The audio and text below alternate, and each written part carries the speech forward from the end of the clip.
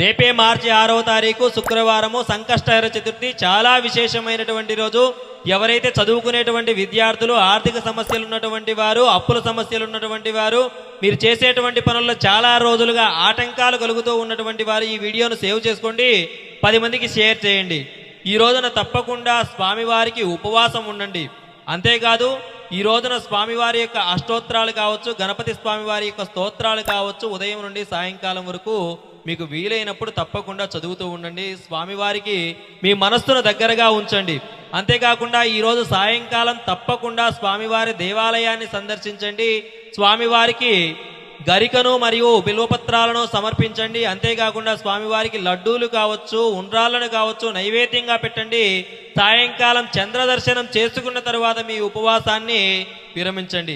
ఈ విధంగా చేయడం వల్ల తప్పకుండా గణపతి అనుగ్రహం మీకు లభిస్తుంది. ఓం గం గణపతయే నమః అని